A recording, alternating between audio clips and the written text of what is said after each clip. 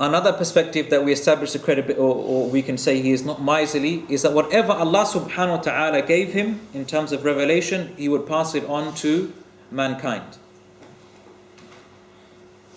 And this shows you the honesty and the loyalty Rasulullah ﷺ had with the rest of creation.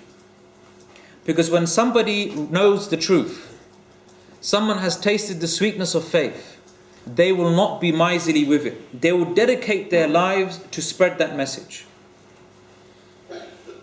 But as soon as you become disloyal to that knowledge, you become miserly with it.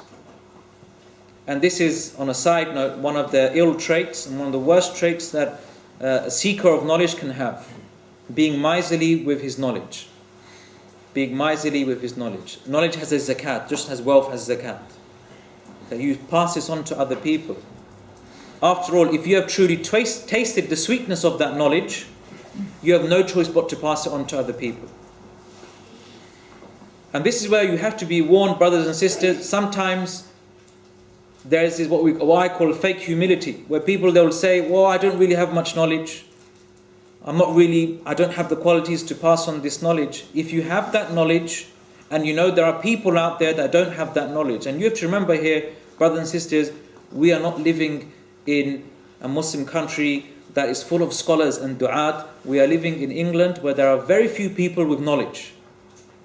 And so the little knowledge that you have, you can pass it on to other people and it will go very far. It will go very, very far. Believe me. If I was sitting here, if I was living in, say, Egypt or Saudi, I wouldn't be teaching you. Why should I teach you when there are scholars far greater than me in knowledge that can teach you? But it's part of that responsibility. If you know you have a little bit of knowledge, go and pass it on. That's the sign of someone who has been loyal and has truly understood and is loyal to this knowledge. And likewise, brothers, another way we can be stingy with our knowledge is when we hide knowledge from other people. Not directly from ourselves, but for example, and this is very common. There'll be a circle that will be taking place, for example, and you want to benefit just yourself. And you don't want other people to benefit. You're being greedy and miserly with knowledge like that. This should never be the case. If you hear of a beneficial circle, okay, don't just benefit yourself. Go and spread it. Go and tell other people about it. It shouldn't fall on the responsibility of the person who's passing on that knowledge to go and tell the whole world. No. You should go and pass on and say, look, there's this circle here. You can benefit from it. Come and attend. If you can't go and teach and and give da'wah yourself, encourage people to go to places where they can learn this knowledge so that they can pass it on to other people.